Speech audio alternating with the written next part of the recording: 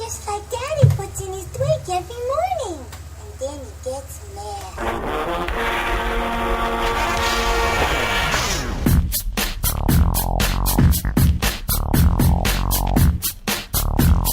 Hello, and welcome to another episode of AtYourEndStep. My name is Morgan, and I am joined here with Jordan. Hey, what's up? And Mike. Hey, what's going on? And we're going to go ahead and get started here. We'll first kind of break down what we're planning on talking about today. First, we definitely want to touch on GP Antwerth, which is a modern tournament. It's very relevant for us because we have an invitational coming up. It's the TCG 50K, and half of that is actually modern. So we definitely want to touch on what the results we get from GP Antwerth are. We also, of course, want to talk about the Star City Games Invitational, which Mike actually had the opportunity to attend, and I heard he did pretty well. I did all right. He did all right.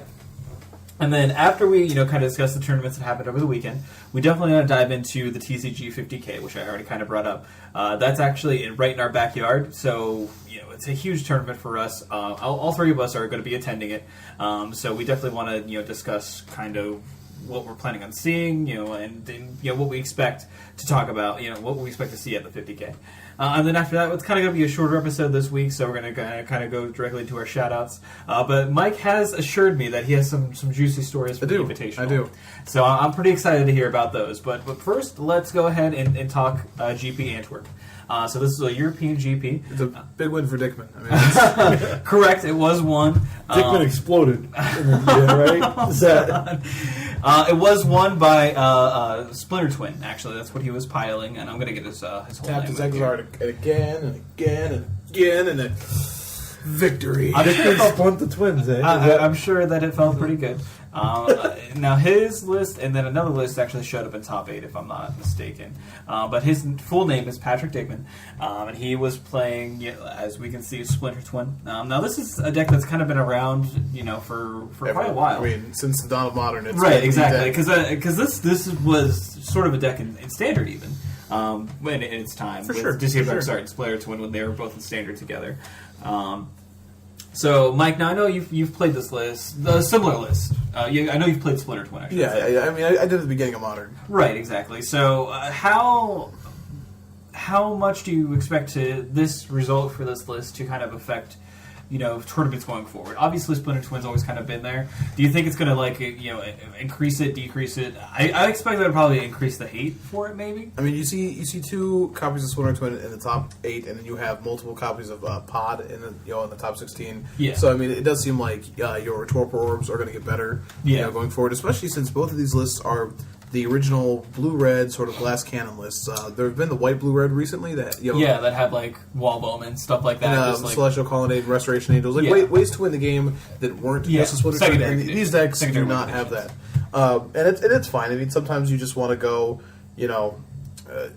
turn 3 and a turn, and just kill them. You just see the adaptation of Snapcaster Mages. In the one list, actually both lists. Yeah. I think it's interesting that the deck that won, Patrick Dickmann's list, has 0 copies of Spellskite across the 75.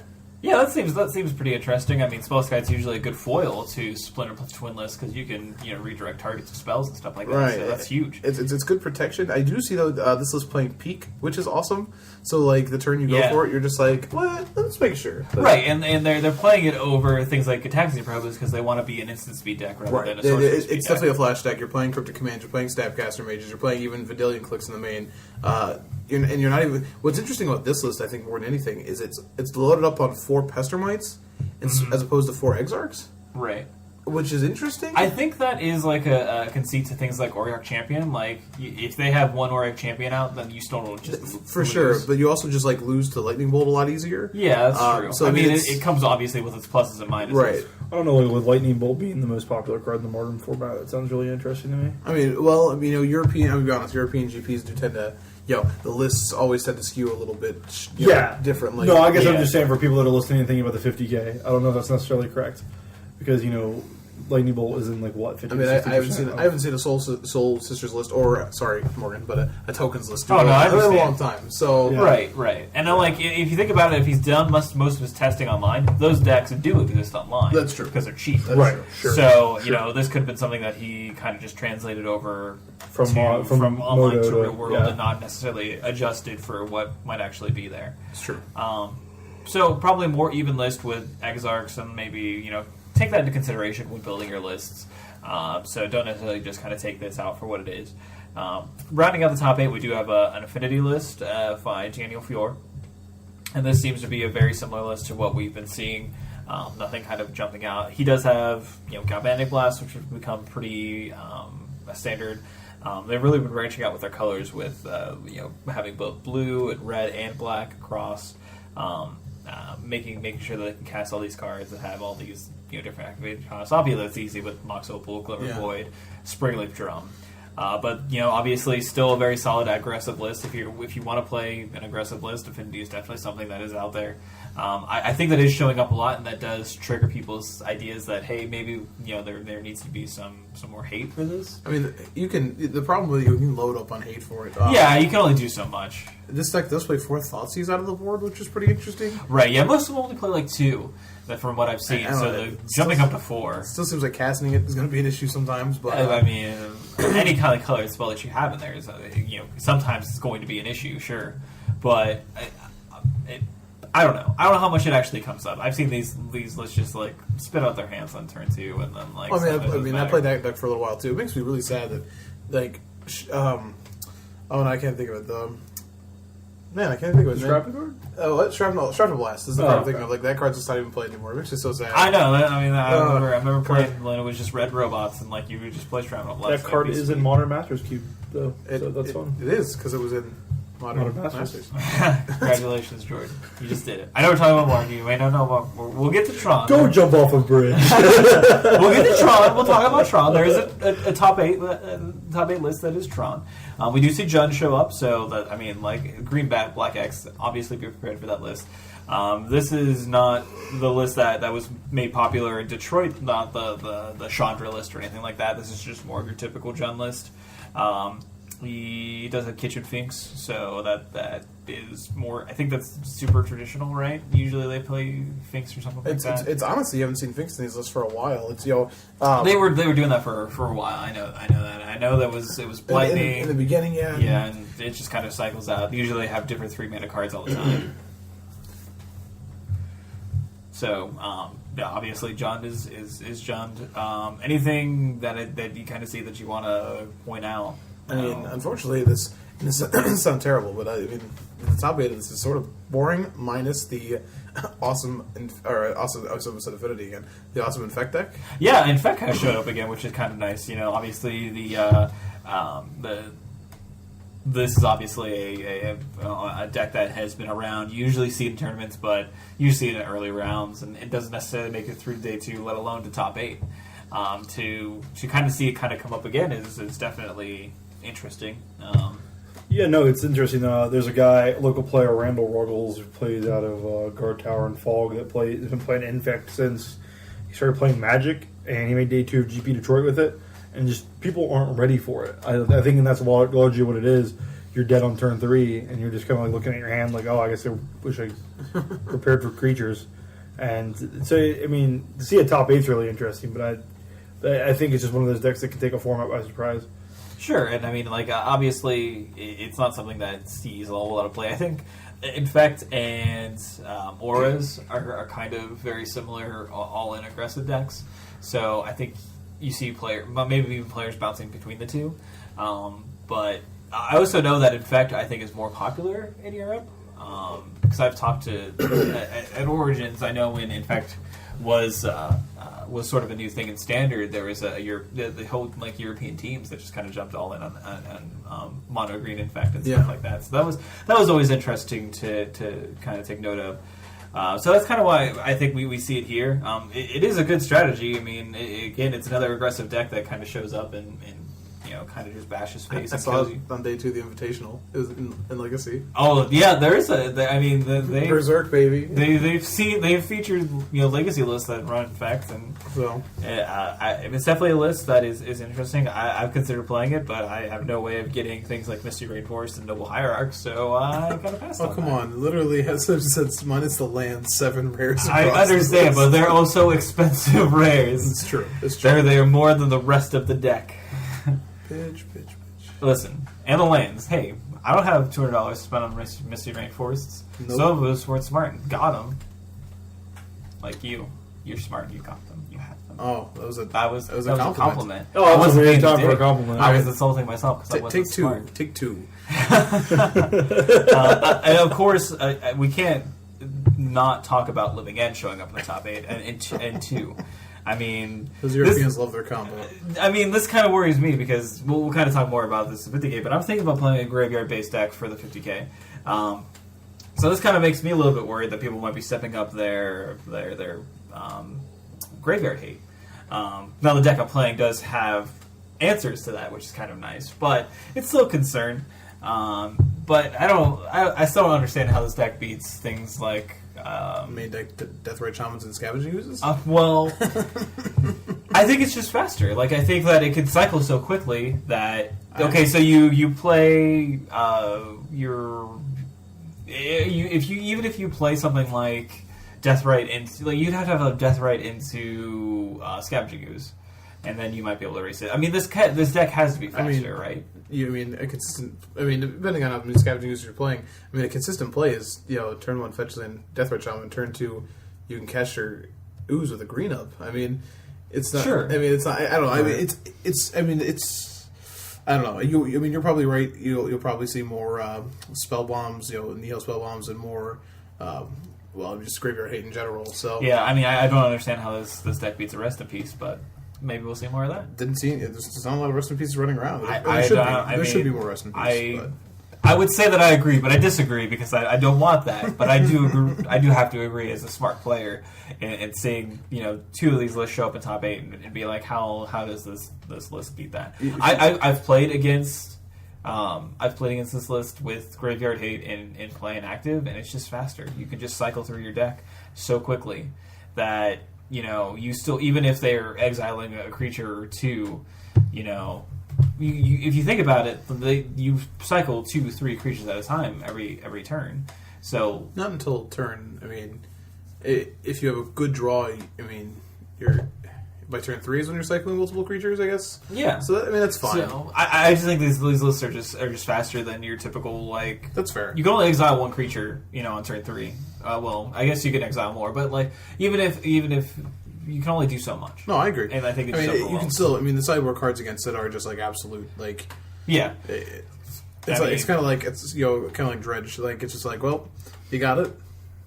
Good game. Right, exactly. Lay out of the void. All right, I lose. All right, yeah, that's basically what it is. And these lists kind of function in that same facet. But I don't think that you can really. These lists could play a turn 0 Leyline of the Void or a Rest in Peace, just because like they're just so fragile. They rely so much on the graveyard. Right. So we'll go ahead and we'll lastly we'll talk about Tron, and so this is the only Tron list that showed up in the top 8. Yes. So Jordan, this is kind of interesting because they played Ulamog. They don't play Emrakul. He's retarded. What? I mean, he's just easier to cast, right? Jeez, we're not supposed to say it in front of the guy. Yeah, that's not very nice. No, Fabrizio played the 11 mana cost Ulamog instead of the Emrakul, which I don't know. It doesn't just win the game outright like Emrakul does, which is kind of the interesting thing. And then I don't know where he... Like, I just don't know. I don't know if I agree with that. I mean, I would really like to ask him, like, what was that choice? Like, why was that decision made? Like, right. Because I bet you there's so many times where you have Ivugan in game 1, you're like, well, I'd love to just win the game right now, but I guess I'll just go get, Ulamog, but whatever. I don't know. So maybe you can't cast the Emrakul. Yeah, maybe it's just that he wanted something that he could easily cast and present a threat that someone had to deal with more. I mean, I cast the Emrakul more often than not, though. That's kind of the thing. Well, to be fair, I mean, if you haven't tested it, though, I wonder how much more often you could cast Ulamog. Fair enough. Fair enough. But, I mean, like, if every time I cast Emrakul is a game winner, and I cast him at least once a match, I feel like that's good value. That's fine. I mean, he still has it on the board. No, yeah, no, Right. Yeah, I'm curious as to what that's matchups he brings it in for. I mean, I guess anything with Torpor Orb. Is he playing Torpor Orb? I didn't see. He's playing two. He's Okay. playing two. Any matchup where he brings in those, he's playing for the long game. I guess like Emrakul is good, like and maybe he was predicting this heavy aggro meta that we just looked at with the top 8, like with Infect and Affinity, because Emrakul would be really bad in those environments. Whereas Ulamog would help you win. I do like the All is Dust.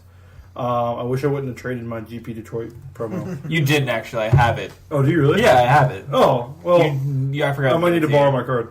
That's all right. I mean, it is yours, but I've been keeping it safe. Don't worry. Thanks, dude. All right, I had you hold it before we went Yeah. to eat. Yeah. Hilarious if you just like pull it out right now. Like, what's behind your ear? I'm not that magical. But yeah, so I mean, I like that card. I think it's an interesting choice and probably worth testing out at least. But Yeah, you I can't mean, really test a card 3 days before an invitation.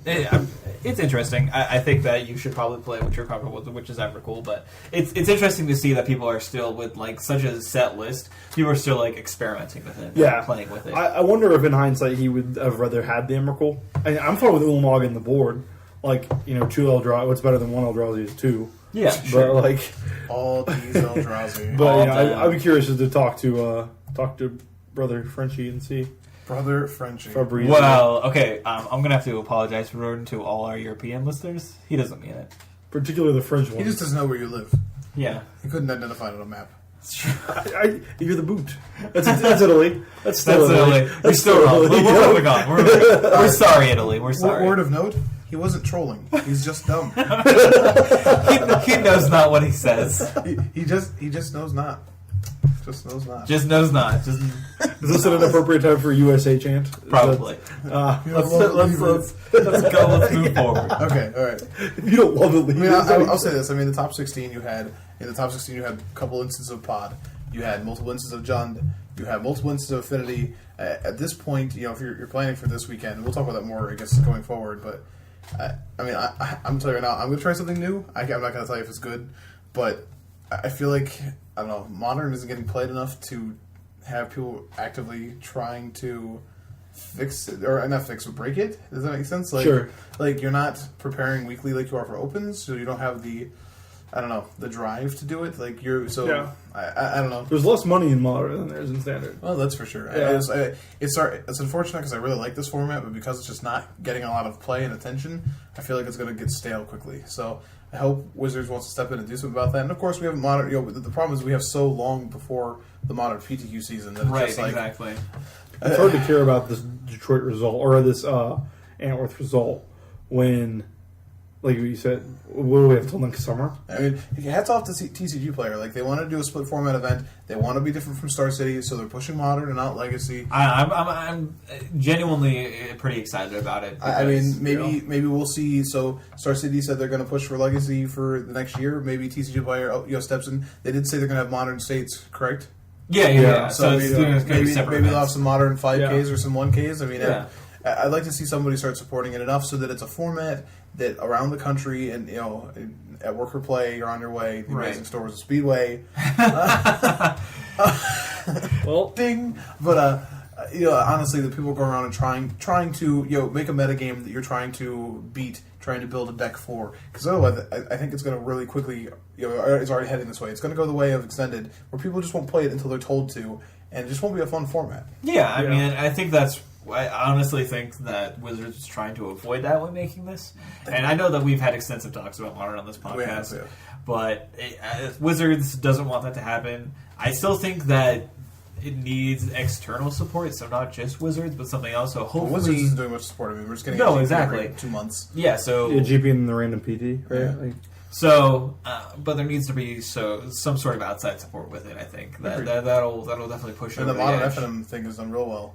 Yeah. How many have local stores fired? not many. Yeah. They barely fire one a month, I guess. Yeah. I Yeah, think it's so. just it's unfortunate because it's very hard because you don't get as much players. So it is Standard is still the cash cow and Draft is still the cash That's cow true as well. Right. So it's very hard for them just to be all in on supporting it, and I can understand that. What's funny, a local store, like our team store, Comic Town, tried to fire Tuesday Night Moderns during the month of October. I went every week. The largest group was 4. Yeah, that's upsetting. It was a fun little 4-way modern game, but then I just went home. Well, I mean, overall, congrats. I mean, it must have been a hard-fought way to the top for Dickmann. So, all right. Well, let's go He ahead. did his results up, and he did this weekend. So good for Dickmann. We get it. His last name is Dickmann. It's kind of funny. you're the one who... Yeah, that was you. Don't do that to us. Did you really just need? Oh, guys, we're on air. I gotta be mature and responsible now. One of us has to. Yeah, go jump off a bridge. All right. Let's go ahead and move on to the Invitational. Since we actually had someone that attended the Invitational, it's definitely going to be the bulk of our podcast tonight. And so, first, do you guys want to just talk about the top 8 and then kind of break into results? I'll be very honest. The top 8 had a lot of awesome names, but because it was Legacy, was probably one of the most miserable things to even watch on camera. Sure. Like you had 4, was it, correct me if I'm wrong? 4 sneak and show 4 lists. sneak and show lists. Almost the exact same sneak and show lists because they were together. I mean, if you watch the BBD versus Brad Nelson matchup and then watch BBD brick for like 15 draws, Yeah. I mean, like you're just like, well, this is a fun game. Did you draw a creature? No. Pass turn. Well, then, would you guys want to talk about the 8-0 and 7-1 standard lists? I mean, we can take a look at that. I mean, that's fine. Yeah, I feel like the Legacy lists, I mean, no offense, I mean, Legacy is not really what we do anyways. No, and it's really not. The top 8 was pretty boring. It really right. was. Yeah. And these, like, I think it's definitely important to look at these lists, like the lists that actually performed, performed well, I should say, instead of just like the top 8 lists from the people that top 8'd, because obviously those lists also did well, and we do have some crossover.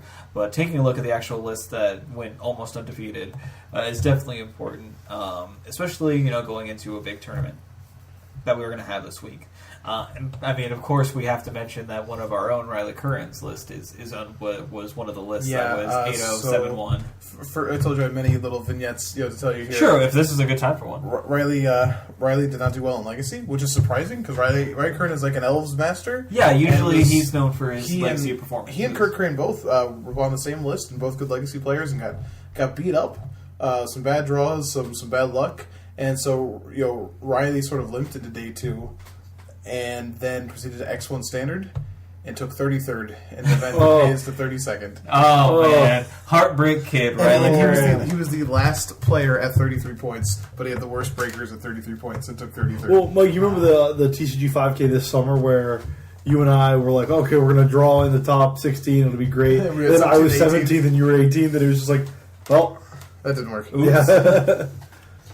But so I say sorry for Riley. He took it. Riley's always a positive guy. He took it in stride and probably just thought that the world was trolling him anyways. So that's how he looks at things. Like, good kid. So as far as Morgan wants to look at the 7-1, 8-0 lists. You have some average stuff. We have Esper. We have Mono Blue Devotion. We have Mono Red Aggro. We have a couple Green Red Devotion lists. We have Riley's Junk Mid-Range deck, which we'll talk about here. And we have really, I think, the breakout list as much as I, am loath to say it. And not really, I mean, whatever. But, is it who I think it is? It's Brad Nelson playing Naya Control. Now, what I do think is interesting here about this is, he was keeping the deck a secret. I know a few people who he had given the list out and borrowed cards to play in the standard event with it. The deck has some power. Now, before we get started, you do understand that I shared this list with you guys before Brad Nelson played it, right? What do you mean? Remember when I said that we have a Facebook chat? That was a strictly Boros list that you sent. There was another list. There was a Naya Control list. Oh, okay. It was on the Moto list that kid was playing. Correct. Yes. Yeah. Okay, that guy. It was similar to this. It's very true. Yeah. So I know for a fact that Brad Nelson contacted that player and discussed his list. I don't know for a fact. I know for a fact because it was on a stream. Okay. I forget Brad Nelson was watching the stream. It's Radiout27 is his screen name. Right. He's actually not necessarily a very scrupulous player, but he does have a bad reputation, and is actually currently banned from some sanctioned play. Oh boy! Yeah. But I mean, his list is clearly good, and we were discussing it in the chat. I watched him play for a little bit. So this list was not necessarily like a hugely known quantity, but I mean, I don't know. I feel like it's kind of ooky that they both kind of came across this list. Maybe I don't know. I don't want to just say this is fully Brad Nelson's creation. That's all I'm saying. That's a fair point. And that brings up an interesting the story you were telling me earlier, which I assume you will share. Oh yeah, I mean that's not really my story, but yeah, that's. I mean, I can't blame the guy for doing that. No, tell a story because I think it's relevant to the discussion. One of the players we went with this weekend, day 2, John Meidinger, who we gave a shout out to last week, did pretty well at GP Louisville, playing mono black, and had seen Brad Nelson on day 2, and had sort of jokingly like, "Hey man, what's the tech today?" And Brad Nelson essentially told him he does not give out his tech on Saturdays, which is fine. Obviously you shouldn't have to. And of course, John tried to troll him, and he got the big FU. But it's just a total John thing to do. But come on, baby, just tell me the tech. We're friends. Honestly, the thing I thought was the funniest in the world, because I knew people were going to complain about it, is Brad Nelson's article from last week. It says like, read about monoblack devotion and why you should play it at the Invitational this weekend.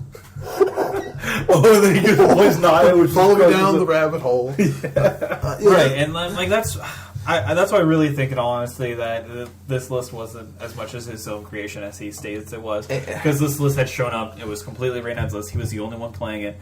I mean, and I'm just saying this is we talked about it last week. Like honestly, if you want to get look at one of these deck builders and get behind them and be like, oh man, how dare you say that about Brad Nelson, Brian Bronduin, any of these people who've done built these decks. Remember that they're building decks based on what they see on lists and metagames. I mean, I've been brewing my Boros list. Todd Anderson had a Boros list the same week that I was writing my article for it. A similar list shows up on Moto. Does it matter whose it is? No, I guess not. But it feels weird. Like, so you can create something. So you as a writer. Yeah. You can create an article, but what if someone else just put their name down and said, "Oh, this is mine"? I mean, what makes it so different with the deck? Copyright different from a game that's based on invariable amounts of deck building. I guess. Like I don't know. I mean, like, what's the prestige of being a deck builder if someone else is just going to steal your thunder? Well, I mean, it doesn't mean winning. Winning is the ultimate equalizer. But it doesn't matter. Because he won with this list online, but.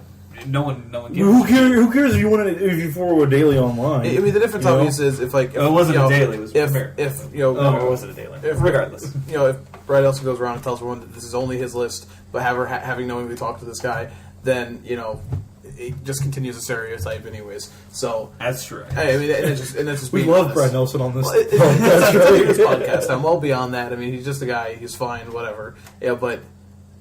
I'm just saying, if you're gonna jump up there and really back these people on this, you might want to do the same research that I'm just saying. Right, and who knows? I guess I haven't really heard Brad Nelson's side of the story. I don't know if he's claiming this as being his list. I don't think. I know I know the commentators were definitely attributing all. But what do they know? And I don't mean that like they're idiots. I mean like. When they see the deck, they have never seen the deck before, and they're not spending their time doing commentary searching for that list, and that's how this kind of thing happens. And sure, I mean, if the other guy, what's unfortunate for the other guy is that he has a bad reputation in the first place. So you stole my list. Well, you're kind of a scumbag. Oh well, that sucks for me. Well, there's an interesting point that you brought up. I think there's this underlying presupposition that in Magic journalism, Magic coverage, there's not this journalistic responsibility to know these things. Do the coverage guys on ESPN do know what the hell they're talking about before they get in the booth? There's actually tons of instances of them wrongly attributing things. I'm not trying to shit on No. But I mean, that's an important discussion. There's still work that goes into it, right? Whereas these guys are like, well, I've never seen this list before, and this must just be his. Well, that's just really, really wrong, right? And at least ESPN is quick to correct. What I will say is, no matter what the deck is, like, if you're running the deck, someone is going to say, oh, well, that's it. It's his deck. It's your deck.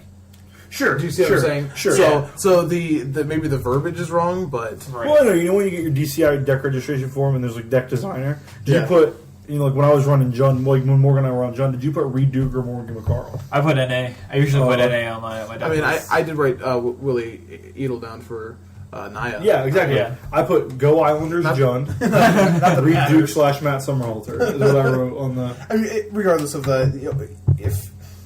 The deck building thing, like if people want to argue over whose it is, it's a known quantity now. Meaning everyone can switch literally a card, and that's what I'm saying as far as plagiarism. Like in Magic, you're like, well, I switched this card, and I was the first one to add. I was the first one to add Demolish in the sideboard, which was a card cast against John in the Open this weekend. or no, Josh. I'm sorry, who Oh, the guys wow, we went man. with, and he had to. He thought he saw the demolish and had to write down what demolish did.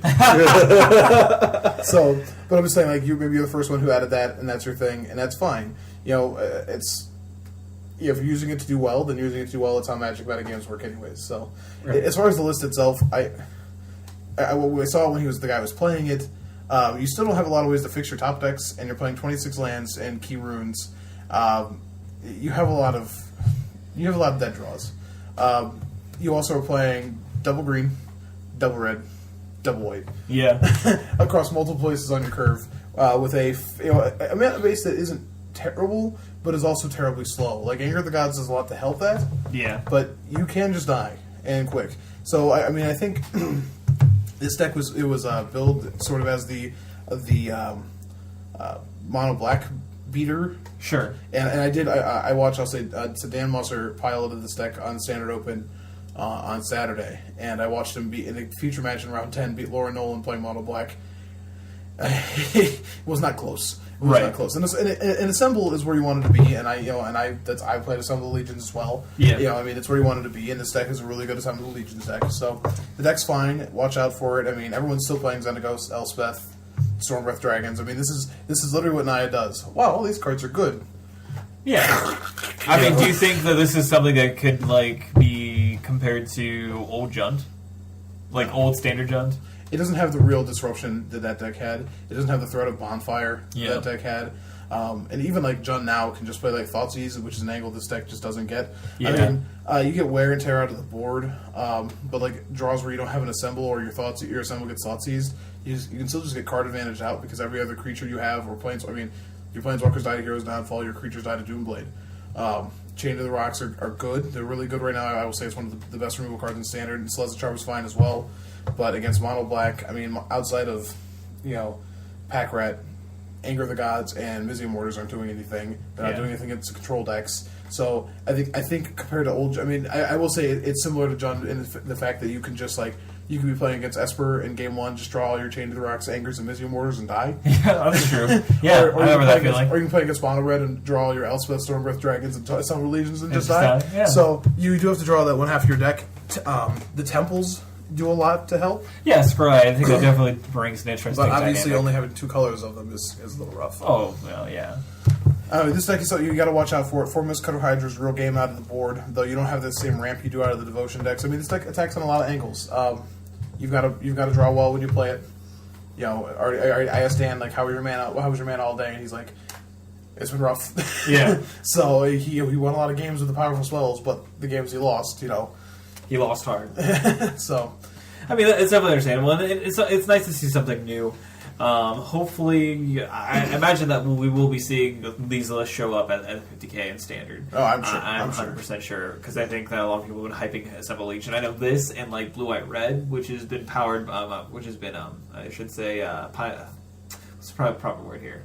It's definitely had its banner carried by Shaheen Sarani. Yeah, popularized by Shaheen Sarani. I'm going to be all politically correct now when we attribute deck lists to people. Well, I know that he's been someone that's been... It's not necessarily a particular list, but he's definitely been pushing it because of things like, Assemble Legion being very hard for Mono Black to deal with. Mm-hmm. So, I mean, it's kind of there.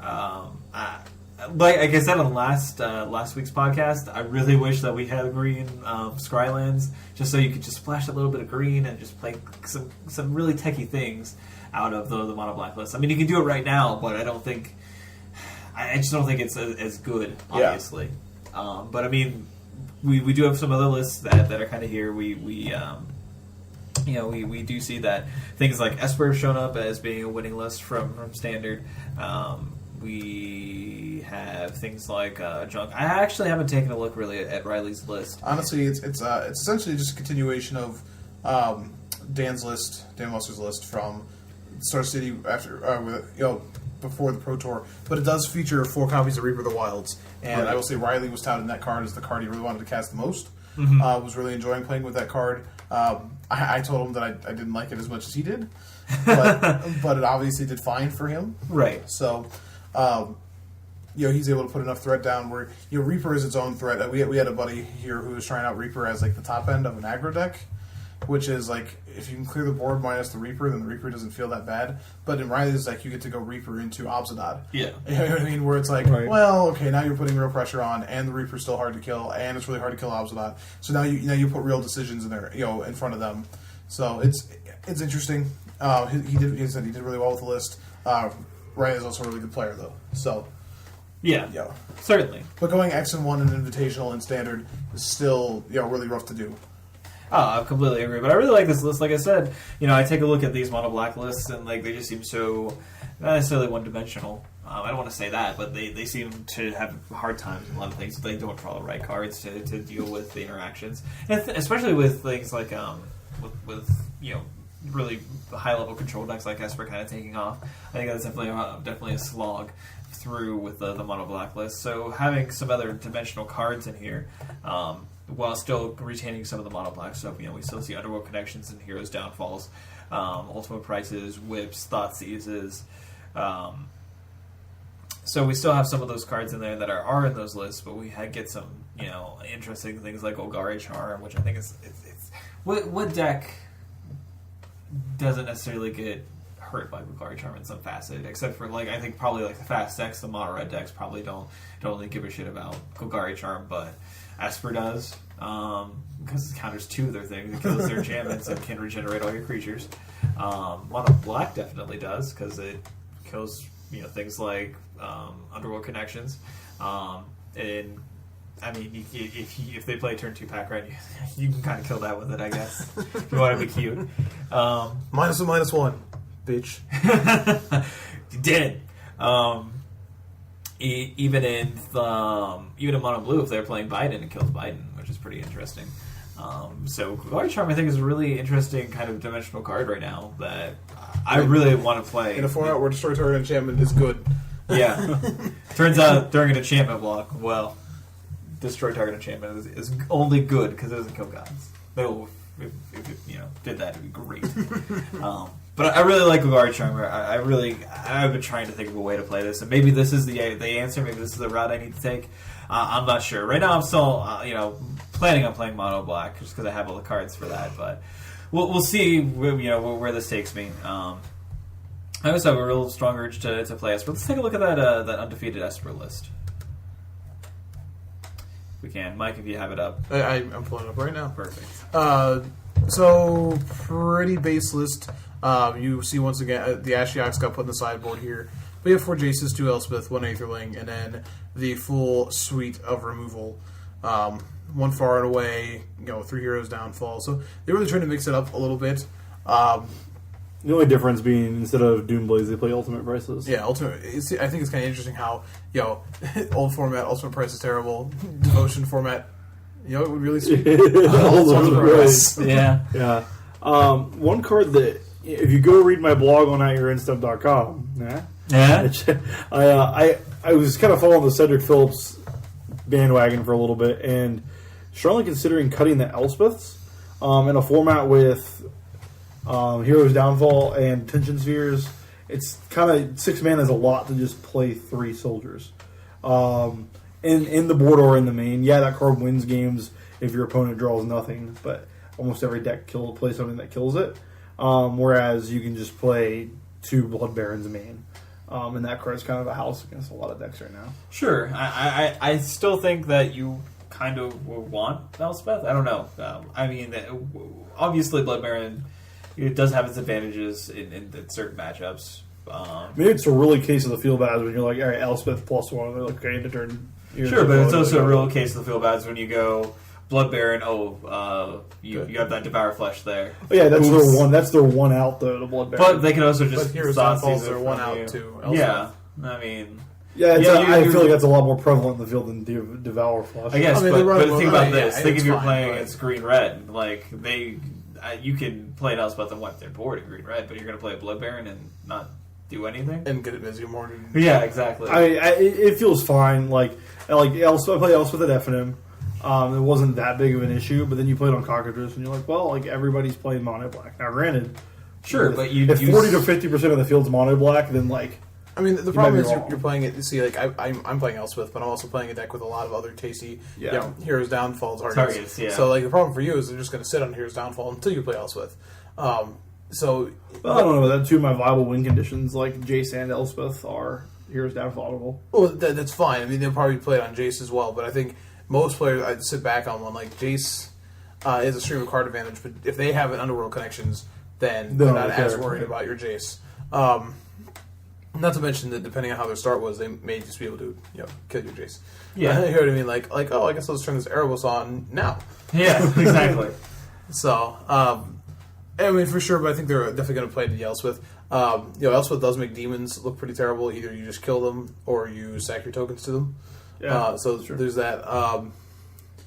And definitely playing Blood Barons makes your Wrath a little more awkward because you really have to be careful when you're wrathing. Because if you Wrath away a Blood Baron, then you're probably going to put yourself in a really awkward spot. Whereas with an Elspeth, it's like, please, Wrath the board. I like it when you Wrath the board. Right. I'll just make more guys.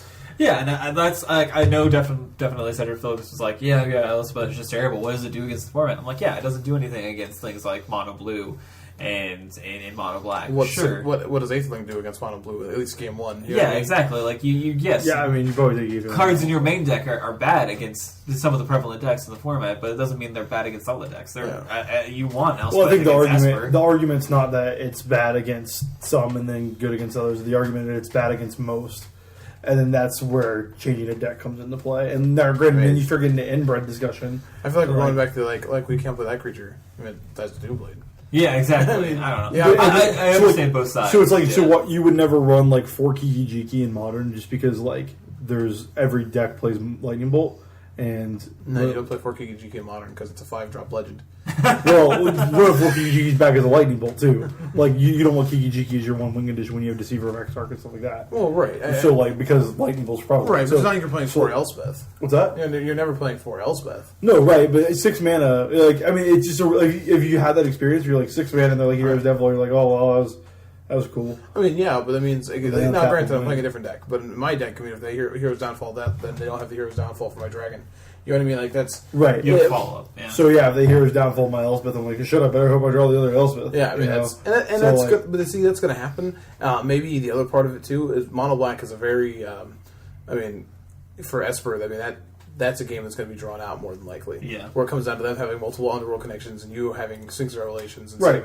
That's what it comes down to. So you probably shouldn't if you know Hero's Downfall's happening, then either at one you're bringing Thoughtseize against them anyways. Right. So you should be setting up to protect your Elspeth then. And maybe what Cedric Phillips is suggesting is that it's not a worthwhile endeavor. Maybe it's not high impact enough to do that.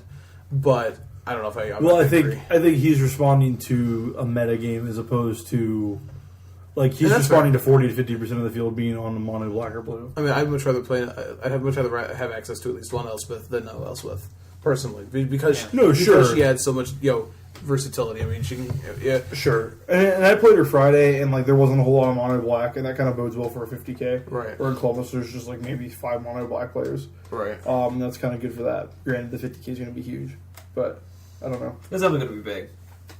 But I would say, look at the sideboard for Troy's Troy Brestol. Mm-hmm. Look at the sideboard for his list. He has 3 Blood Baron sideboard. I like Blood Baron in the sideboard. That card I feel is fine in sideboard. I don't think it needs to go in the main deck. I think that's fine as well. And then there's another. I mean, for playing the Esper game, the Open was also won by Esper Control, Harry Corvies. That finals match was awful. And he's essentially playing a really similar list. He's playing a Merciless Eviction in his main. Yeah. But he's got Blood Barons on the board. He does have a sick trading post on the board, which is just hilarious. And like all the value, it's like, it's gain 4 life. Yeah, I heard it's just a Planeswalker that gains 4. So, but I mean, like, same idea. So Blood Barons on the board. Maybe you're right. Maybe you'll break the format and put Blood Barons in the main. I don't think you will. I think because of the Nihilist. Right, that's the thing. I mean, you're going to shift into Blood Baron at the time when the deck's like, well, I guess I'll just run these 4 Mizium ones. Right. Yeah, and that's the thing, right? Is like now it's bad. You're also playing the format like right there where you're like, how you want to turn on as little removal of your opponents as you can. Yes, Hero's Downfall is a big spell in the format, but it's the only spell in the mono black deck that can outright kill your Elspeth.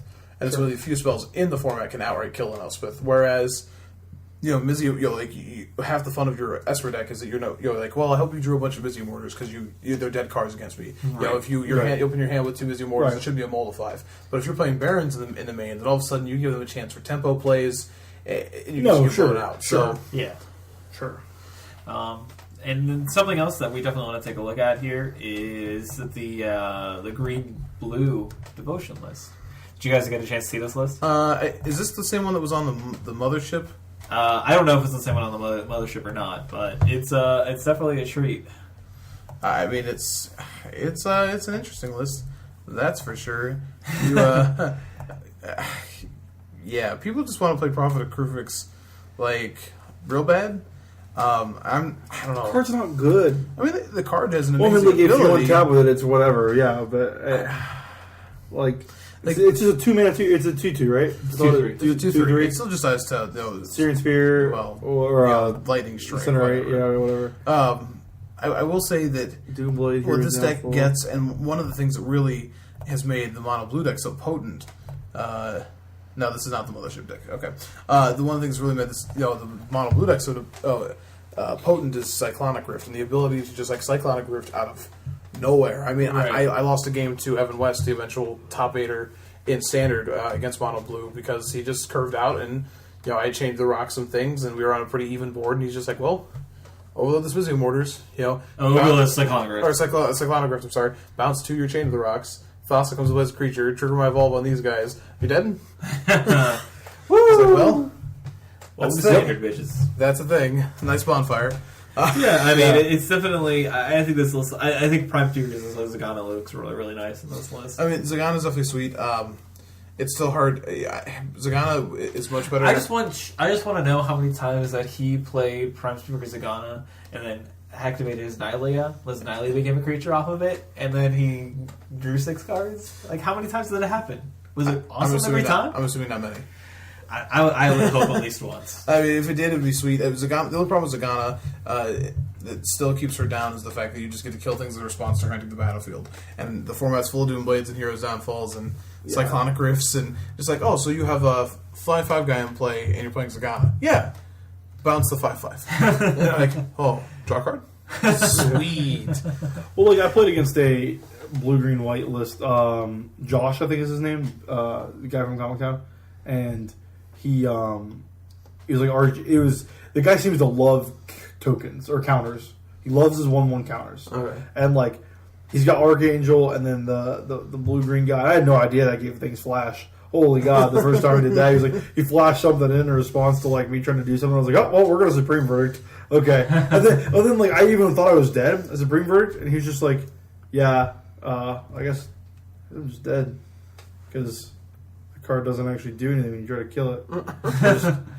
Oh. So the card that you said was just bad. You're telling us about how you got blown out by it. I just killed it. I didn't get blown out by it at all. Okay. I tried to do something, and he flashed a dude in, and gave something lifelink, and he triggered his Archangel. I was like, oh, okay. Well, we got to deal with that. Supreme Verdict. I thought there was a way he got Oh, around. well, I mean, that's gonna happen against this deck anyways. I don't know. I don't think it's as good as just the mono blue decks, because the mono blue deck is so blisteringly fast. You have to play 4 Garrix in this deck, which is sweet. Yeah, but I mean, this is more akin to the green-red devotion list. Right. It's just trying to go big. Without as many of the good planeswalkers. Sure. Right. I understand. I understand. It's definitely. I just wanted to point it Bramble out. Crush in the sideboard. But it's so good. I guess if you can destroy a swamp, then You defend the most ridiculous things How sometimes. is it non-creature permanent? I think how many non-creature permanents people have a hard time dealing with in this format. Yes, but it's a 4-mana sorcery. The tempo involved in doing that. You played a demon this turn. A little Bramble Crush your swamp. I'm not saying that's what happens. Trigger but on demon. I'm just saying I guess when you Bramble Crush your swamp, it is a 2-for-1. My problem with if they have Well, why would you use Bramble Crush your swamp without that? a swamp. A swamp. Well, Why would you do it without an underworld connection attached to it? Shitty walk. When see what happens is you. I know. In all seriousness, I mean, in this format with all the devotion decks, I mean, they're just in playing against them. You stumble once and you find yourself really far behind. So I just Bramble Crush seems odd when you're like, well, I guess I need to spend my whole turn killing something. That Yeah, but I mean, isn't are you attacking playing me. this on turn 4 with this list? If you're playing on turn 3, you're still tapping your mana guy and just being like, well, your creatures that you already have in play, I hope they don't attack and kill me. What creatures do they have in play on turn 3? On turn 3? Yeah. So they resolve their Spectre that turn, and that means they can trigger their Evolve on their If they're one on guy. play. They could already have had a Frostbite. Are we talking about are we just talking about mono blue? I was just talking about like other lists. Oh, I'm saying the red green, the red green deck by turn 3 or 4 can be casting Armor Colossus. Sure, I mean, it's just that draw. On an average, that would be the unplayable thing. So they're not draws to play Armor Colossus on turn 4, and we're like turn 3. But this deck can do the same thing. Like I know. I'm just. Here's I the understand. ridiculous list of Let's Morgan's move trying to away find. from Bramble Crush. all right, I'm just saying. Like I'm sure that it's not as bad as it looks. Hey, you guys remember that time Morgan defended Brad Nelson on the podcast? I have to do a lot of things to make this podcast interesting, guys. Right now, my pants off, so there's that. Nobody can see that except for us. It's really weird. But it doesn't make it interesting. And he's in my house. All right. Can I tell my stories now? Okay. Yes. So I'm obviously, such a good little boy, and I'm just like we've talked about the top lists. Obviously, we'll kind of talk about the expected metagame during the 50K. Mike, please divulge your lists to us. I mean, your stories. Well, first off, I will say that I managed to money. I had 11 and 5. Yeah. Took 26th place. Nice. Did not manage to make either of the X1 or XO lists, so that's pretty exciting. I went 5 and 3 in Legacy with Shardless Book, a pretty generic list. I'm not brewing in Legacy. But just like it's just a powerful list. Like obviously. I wanted to play a deck, and I talked to a lot of people about it.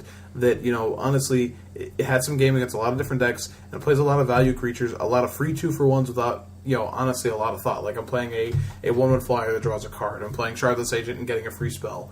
The value allows me, like, there were a couple games where I knew I made a misplay, but I'm able to, like it's like, well, I misplayed here. Oh, Shardless Agent? Oh, well, I get to draw 3 cards now. Well, this will make up for it. Right. So, it definitely, I think it allowed me to take my relative play skill in Legacy, and then, pad the points a little bit. And honestly, if I told all these guys who, all these players in the local area, I said like Riley Kern and Kurt Crane or Jesse Liu, these guys were really good Legacy players. Yeah. I looked at them after the end of day 1. I'm like, if you would have told me that I went X1 in Legacy and you guys didn't, I would have said, like, then I must be winning this whole damn thing. So, which I didn't. Well, we can see that. So, I played against Combo 4 times. So, it was very frustrating. Played against an awesome player from St. Louis, playing High Tide, and he crushed me. Right. Crushed me. And we actually we'll talk about him possibly coming on the show at some point. So, this guy. So I'll hide the name for now. Nice. Okay. He's a good guy. Then beyond that, though, I beat Ant, Dream Halls, and some other Storm list. So I felt pretty good about that. I had a very memorable game against one of the opponents where they had double Landline of Sanctity. Oh, nice. And I had to Thoughtseize myself to take my own Venser to make my Tarmogoyf big enough for lethal. That's an interesting. And I was like, man, I really hope I don't just die this way. But I'm like, something like Thoughtseize is like, you can't target me. I'm like, I'm not targeted. So I had to show him my hand that had a Forcible and a Venser in it and be like, well, I'm taking the Venser, so you know that I don't have Force Protection anymore.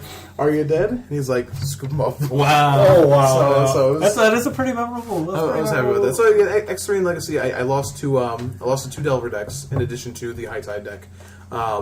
The 2 Legacy decks were, or the 2 Delver decks was, one was blue-red, and game 1 I had kept a hand that was really good against, but pretty much it had a lot of disruption. It was a 1-lander, but it had Thoughtseize and Deathrite Shamans, and it's like, okay. And my opponent on the play went Mountain Goblin Guide. I was like, and he went untap Mountain Goblin Guide. And I'm like, well, guess I'm just dead. And then the second game came down to this, like, sort of, I was ahead on board with the Goyf, and he had an unflipped Delver and 2 Mountains in play. And I was like at 11. And I'm like, okay, well, I'll attack here and pass the turn. I think I'm going to win this race. And he blind flipped his Delver with no cards in hand. Oh, blind flipped his Delver off of Price of Progress. Oh. The field balance. So I lost that game, and then I lost a match to Kenta Hiroki, who's a pretty good, grinder from the Midwest playing Delver. And like that game, that was probably the game in Legacy where I felt the most outclassed. It was early on in day 2, so I was sitting in the X2 or X3 bracket at that point. So still in contention for top 8, still doing all right, and just felt wildly outplayed. I made a bad block when there was a Rest in Peace in play, game 2, and he stifled his exile trigger on his Angel token after attacking with a Geist. and instead of double blocking the Geist with my Deathrite Shamans, which were useless, I just snap blocked the Geist with my Baleful Strix. Thinking he had another Geist with his last card in hand, but his last card in hand was a Stifle, which actually, had I known the deck better, had I known that's I hadn't tested that matchup at all. I hadn't tested much legacy matchups anyways. So to see that, then it's like, well, now I can't block the Angel with these 1/2s, and now I don't have a way to kill the Angel, and I end up losing the game with the Angel token still in play. Right. So it was a little frustrating. I made some bad decisions. I had an Ashiok in play against him, which did get to take a Delver and flip when I knew it was going to flip, which was sweet, and a Geist from him, but he still just knew when to ignore it, when not to. Yeah. I just, that was the only match the entire weekend where I was like, you know what, I'm a nub in this format, and I don't know what I'm doing. So I ended up 5-3 in Legacy. Interesting, fun story in Legacy. Round 1, 8 minutes left on the clock, playing against another Delver opponent who was not as good as Kenta. Nice guy, but not. And I'm pretty sure I'm turning the corner in Game 3. I feel like I'm winning. I thought seized to get the all clear. There's no matches left around us. There's a judge watching our game. Thoughtseize my opponent. The judge goes, "So which art of Thoughtseize do you like better?" I'm like, "What? The new one, I guess. I don't know. Write down these cards." And the rest of the day, I'm just I keep thinking it over and over in my head. I'm like, then by the end of the day, I'm just like, "What? Why are you asking me that? I don't do that." If you're a judge goes to your podcast, I mean, seriously. Wait, that's it? I mean, He just asked you what, or yeah. I thought there was no. But he interrupted the middle of a match when there was only 8 minutes left. that's what happened. Yes, It sounded like that's what happened. He just so you guys going to the mall later? Yeah. You guys want to hang out? I asked the other guys to go get Subway, and they said no. You guys go get Subway with me? I'm sorry if you're a judge and you get bored really easily. Do something else. But anyway, so then I did much better in standards. It's competitive, bro. This is an F&M. Yeah. It's not like T-Ralph down at Comic Town. This is judging competitive relevant. Yeah. In the money tables. I'm actually dumbfounded. What? Mistakes were made, clearly. Mistakes were made. Clearly. I did put a bug in the ear of the head judge the next day. I was like, so I got to ask this question during a match. Is that? I'm like, is that right? And he's like, no. I was like, he knew who it was, too. He did. Because he asked me to describe him to him, and I did. And he's like, yeah, I know what you're talking about. So yeah, he asked us to go to Subway yesterday. We told him no. I'm sure, honestly, based off his comments, he seems like a very nice guy. Very friendly. Don't do that. Little bit too friendly, maybe. I really swore when you were setting that story up that you were gonna Thoughtseize and he was gonna show you 2 Thoughtseize and he's gonna take no. I didn't know what was gonna happen, but I thought something totally Shyamalan you there. Yep, you sure did. Shyamalanga ding dong. Ding dong. So moving on to standard, I played my big Boros deck to a 6-2 record. Was really really happy with the way it played out. I lost a really close 3-match game to Will Craddock, who's pretty well known in the open circuit. Yeah. Awesomely impressive beard. He was playing Mono Black Devotion and had the whip pretty much every time. I had the wear and tear one game, and then game 3 came down to him having many demons and me drawing 0 Chain to the Rocks. So it was upsetting. That was the last loss I got on day 1, and then day 2 in standard I lost to again Evan West playing Mono Blue, who I just had the nuttiest of nut draws on me, curved out suit, just beautifully, and then I said the second game had the I thought I was doing alright on board, and then just had all the Cyclonic Rift Overload. I'm just just dead. Did have an interesting a couple of sequences. Played against a green-red deck day 1, and had my opponent play Arbor Colossus against my board of 2 Boros Reckoners, and they attacked into my Boros Reckoner, and I blocked. And he goes, okay, bestow Boonsender. And I'm like, okay. And he's like, well, after damage. And I'm like, what? No. Right. And he's like, yeah, well, I'm after damage is what I mean. And I'm like, what do you mean after damage? Damage doesn't go on the stack. What are you talking about? Right. And he's like, well, I guess we should call a judge. And I'm like, yeah, sure. So he calls the judge. And the judge comes over and is like, so you went to blocks? He's like, yeah.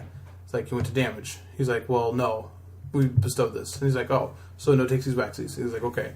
So I'm like, trigger? He's like, yeah. 10 to you? So I felt bad for the guy. The guy was really nice. He wanted to see the deck afterwards and stuff, but I'm just like, he's like, yeah, I wanted to do it after the Boros Reckoner trigger. And I'm like, Oh, Oh. like that's different than what was said. And he had thought that the Colossus would still live, but he had forgotten to account for the combat damage being on the stack, so it wouldn't have changed too much. Yeah. But definitely, like, I just got to be like, well, like, I guess take 10. So that was cool. I had another green red devotion opponent play a Sylvan Primordial against me. Oh, woo, Kill my Chandra with it. I was like, pretty spicy. like, he's like, tap all this, and I'm like, all right, well, that's a lot of mana. And he's like, this guy, and I'm like, oh. And I had a dragon and played like a monstrous the next turn, and I'm just like, how many toughness does that guy have? 8.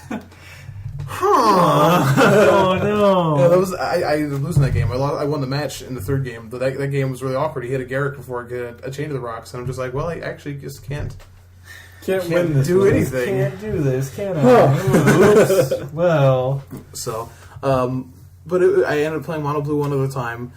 Chain to the Rocks, really good against Master Waves. really? Yeah. I had No a opponent way. who got really angry about that, about me having multiple Chain to the Rocks in consecutive turns. He's like, why, how? No one plays So- this terrible removal spell. And again, everyone I played against, so like I will say, for being in such a competitive environment, like day 2, like you weren't allowed to have anybody watching your matches, and like they asked you to like leave the area as soon as your match was done. And day 2, you had to have the judges like take your match slips and everything. So like they really changed it off and stuff. So for being such like a competitive, scene, like everyone there was like just really nice and fun casual play against. I got to talk to Jerry Thompson, kind of congratulate him on, Most certainly. on him going to R&D. But so I played against this guy and he lost and he was frustrated, but he's so cool about it. And then the last round where I had to win to get into money, I played against an Esper control list and this deck beats Esper and beat him, and then the other guy I beat the round before was sitting at a table behind and he's like, what'd you get it, buddy? And I'm like, oh, you guys are friends? I stream crushed you both. It's funny what you said about like the competitive event had a lot of nice people. I saw this bell curve on Reddit where like as the skill of a Magic player increases, his like dickishness goes up until he actually becomes good, and then he's really nice, and then he's fine. But like like the average like we kind of fit into the demographic of the person who PTQ grinds a lot. Yeah. We're not assholes, I would think, but like those people who are like fair enough. Those people that think they're really, really good are the biggest dicks because they think they're entitled. Then you meet like Dan Musler, who's like actually good. He's one of the nicest people you'll ever meet. And like so I thought that was funny. Like this little bell Little curve. bell curve. And then you become Brad Nelson, and then it's just all back down. All right, enough. Well, I mean, most of the time when you see people that are like professional players, like usually they at least can look at themselves and be like, well, I might be a diplomat for the game or something like that. For sure. So you'd want to hope that they would be like, well, maybe I like a should Magic celebrity. be an asshole, But they are a lot of the times the face of the game, When we talk about people that show up in tournament results and see them being photographed or see them being interviewed, they are representing the game that we enjoy. So hopefully these people are people that are pushing people out of the game actively and are encouraging people to want to be a part of the community. For sure. That's obviously the hope. So we'll kind of go ahead and wrap up here. I believe. We still have to talk about the 50K. What am I even doing here? I do want to say that at the end of the day, like after the thing was over, like after I won, I was like, so you get that moment where you're just like, oh, okay, I did it. So what am I going to do now? Because there's a 10-round standard open that's in round 6 and people are playing in it. Well, I decided to go draft. And I got into round 2 of the draft. I won the first round, and I got into the second round, and I'm literally just like starting to not be able to pay attention. Like I was just like started zoning out. I was so tired, and like I let myself get 3 for 1 on a really bad play. And it was like game 2 of this match, and like I wasn't dead anywhere near it, but I was just like, I just got up and scooped my cards. I'm like, you win, man. I can't play Magic anymore. I'm done. I just can't do it. So it's like I reached the moment where it was like, this is where your brain can't play Magic anymore. And I was like, I did it. I found it. It's really a scary place. You like just want to collapse. All right, so apparently this is actually going to be a really long one. I didn't think we were going to be talking this much, but we'll go ahead and kind of wrap it up here with the TCG player 5K, 50K. So obviously this is a pseudo-invitational, right? You need to have a certain amount of TCG player points, which they give out in their tournaments at every level. So 20 gets you in, 50 gets you in a buy, and then 90 gets you in 2 buys. So I know a lot of players locally that are anticipating going and at least trying to get in with no buys. but a few lucky individuals that are going to get in with all buys. I think we're all planning on being in the all buy crew. Is that correct? Yeah. All right, perfect. I know I'm 5 points off, but I think I have those secured. You have all your points. I have all my points. And then I have them secured. You are secured. So Yeah. I guess I'm the only one that's technically not. I have 4 points for you if whoever needs it. So. Right, exactly. So we'll all be sitting there with the 2-run buy in standard, unfortunately, and not in modern. But Yeah, that would have been nice. it is what it is. So we did discuss that this is a split format, so it's going to be both standard and modern, and it's the first 5 rounds I think are standard, and then the last 4, if it is 9 rounds, Yeah, it is. the last It 4. is. It's a GP format. You need to go X2 to make day 2. Right. It's Well, 9-rounder. yeah, it could be potentially more rounds though. No, it's cut it. It's stopped at 9. It says on the in event that could potentially. You're full of shit. I'm But, I mean, last year's numbers were about 800 players, and it was harder to get points this year. yeah. So even though Columbus will probably, I mean, Indy attracts a large number of people. It had a 700 player open. My assumption is we'd have to be well over 1,000 to start looking at adding an extra round or 2. Yeah, I'm sure it'll probably I just be don't see that 9 rounds, happening. No, but me neither. So it's certainly exciting for us just because it's in our backyard. It is at the lesser convention center, I will say, the Veterans Memorial here in The one that Columbus, smells Ohio. bad, yeah. And it is quite unfortunate stinky veterans. that it is there and not the Honor them. Yeah. They still stinky. Buy a veteran a bar of Dove soap. Da-da-da. It is unfortunate that it's not at the convention, the Columbus Convention Yeah, Center. So, but either way, it's not about the venue; it's about the tournament. Now, obviously, Mike, I'm sure you're probably still going to be on your Boros deck for standard. I know you have a spicy one for modern that you don't necessarily want to talk about, but So excited! it's either going to be that or what you usually play, I imagine. It's actually probably either going to be that or junk. Ochoa's junk. Oh, But really? I think I'm You're going to be gonna on. play with Ochoa's junk. Is that accurate? It's either that or Dickman's list. Ochoa, Zing!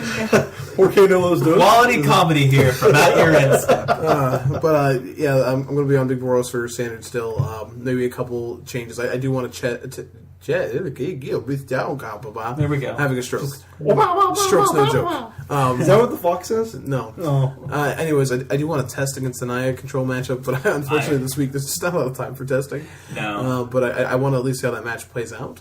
But beyond that, and then for modern, I mean, if you listen and you figure it, it's awesome. I'm going to be trying out Mono Red Devotion, which was a list that it was the brainchild of a guy we went to, Josh Hines, who went to the Invitational with. He was saying he wanted to try the deck that had Demigod, who was playing Nykthos. Mm-hmm. Demigod Revenge cost 5 red black hybrid. So Right. Those didn't make the list eventually, but the deck itself has done some interesting things, such as hard casting a Bonfire for 10. So that would X be equals 10. by X the way. equals 10. So. Right. Okay. Do the math. So there's I don't know. The deck has some explosive draws, so I'm hoping to just be like, okay, here's what board state. And your opponent's like, yeah, sure, land for turn, Nykthos, and then just let all the nuttiness begin. So I'm excited for it. Oh yeah, I mean, I definitely am pretty excited. I hope that deck does come together, and if not, I'm sure that whatever you play is going to be pretty good. Now, He believes in me. Jordan, have you made the switch over to Esper for your standard list? I did. I played Esper at F&M this past week. I'm playing on Cockatrice. It fixes every problem that blue-white had with dealing, particularly with resolved permanents. Yeah, and I mean, it's just most people have. I think Max Teats is the only one that has. It's just I'm just going to play blue-white. But most everyone else, anyone else was playing Esper if they were going to play control. Yeah, Mike makes a valid point that it just dies to Burning Earth. But I don't know many people besides Mike that are playing Burning Earth, unfortunately. So It's good against the Naya deck though too. yeah, no, I mean against 3-color deck, I think the list is insane. Or Burning Earth's insane, but I'm hoping to dodge that bullet. And then I'm also playing Green Red Tron in Modern. I played that at Detroit. And now that I actually have played Sanctioned Modern, I'm a little bit more prepared for that. Nice. So, I think I'm probably the most undecided of our group, just because I have lost my ability to play F&M, so I haven't played a lot of Magic lately, and it's been quite disappointing. So I've just been watching and absorbing what's been going on, but I haven't actually been out there and playing with the on the cards. streets. Just haven't been hitting the streets playing some Taste Magic. the product. Yeah, so I mean, I have mono black built right now. That's my standard list that I'm looking to play. I think it's well within my wheelhouse. I like how you're making both prostitution and assumedly drug references for Magic. Yeah, I'm already tied off, so you're gonna have to relax. I mean, that's fine.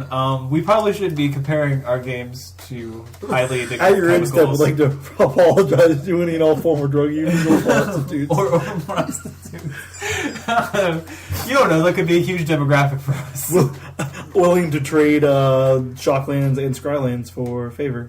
Wow. Anyways, Don't do that. so you think you're mono black for standard now? You're saying you might be switching to Oh yeah. classic for modern? So I knew I wasn't going to play white black tokens another time in modern. It just is not going to happen.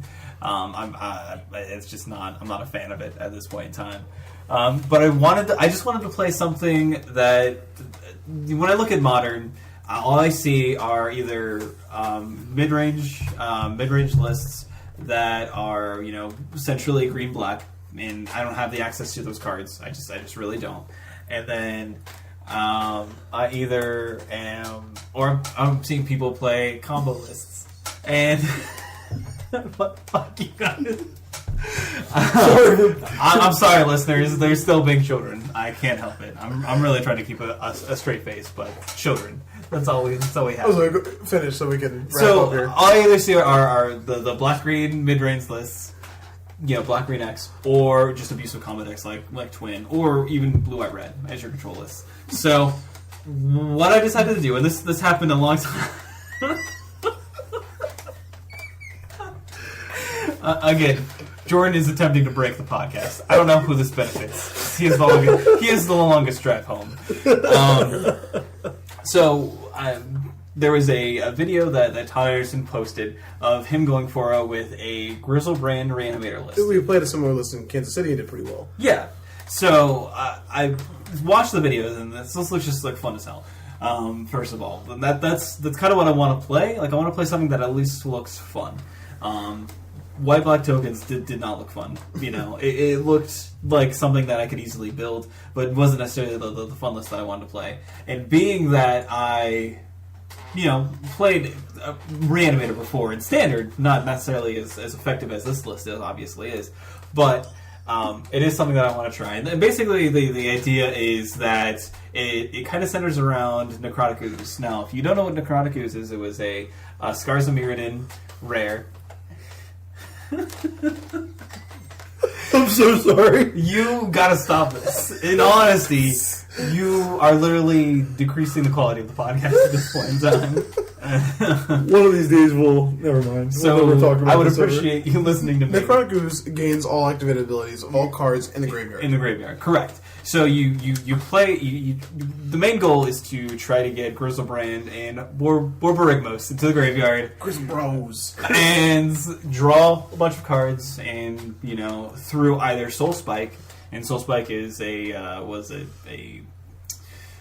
not Ice Age, but Cold Snap? Yeah, Cold Snap rare that you can exile 2 black cards from your hand instead of playing the cast cost, which is black 5, and it deals 4 damage to the target player, and you gain 4 life. So it's not a drain; it's actual damage, which is also important for things like Planeswalkers, stuff like that. Right. And it's also, I think you do players and creatures, if I'm not mistaken. So either through that or just, hitting your opponent in the head with lands through, Borborygmos' activated ability. So, and you also have things like Goryo's Vengeance to bring back those legendary creatures. You play like even a one of Burial Rites for value. You have things like Deathrite Shamans. Sounds fun. I mean, it sounds like crazy. I just want to play it. You also have things that come out of the sideboard like Abrupt Decay to deal with things like Rest in Peace, Grafdigger's Cage, Tormod's Crypt. If the occasion is right, basically. Right. So you have answers to typical graveyard hate.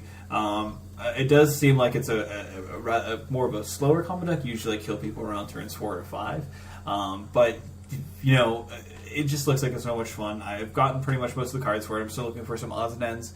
But it's what I'm on at this point in time, and regardless of how well I do, I just kind of want to have fun and play Modern, so I think this is how I'm going to be able to do it. Awesome. And it could be degenerate enough to win. Well, no, that's a good thing. What are goals? So you just want to go kind of just play a new deck out and feel it out? I mean, I want to do well, obviously. Right. I don't necessarily know if my experience in either format will lend me to being very successful, just because I haven't really had experience with playing either of the lists that I'm planning on piloting.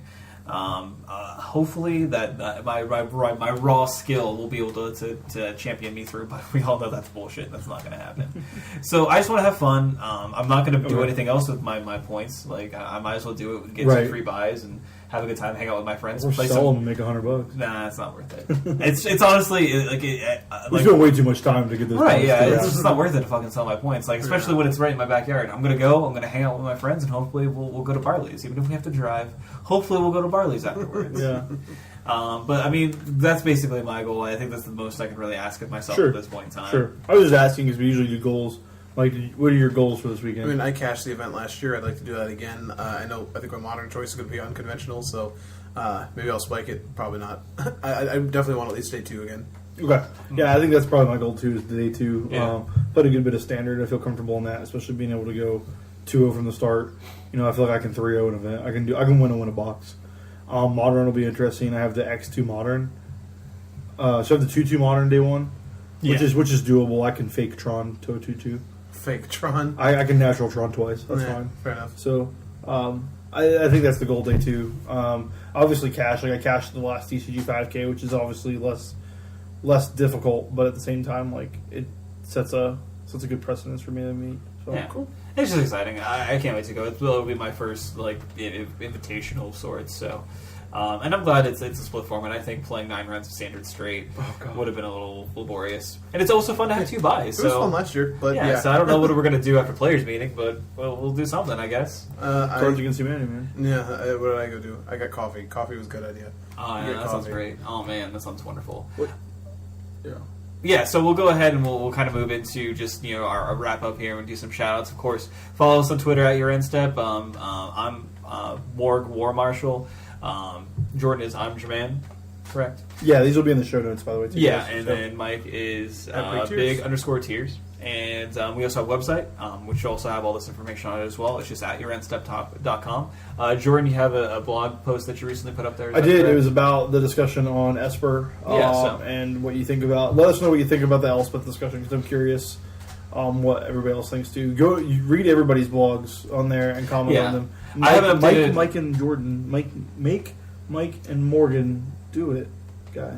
Okay, yeah, you can make us do it. I'm not a good writer. I don't know. I'm sure if there's an overwhelming outcry for my additions, I'll consider it more. I'm pretty, I don't know what else I'm going to use it for. Let me know, fans. Yeah, please.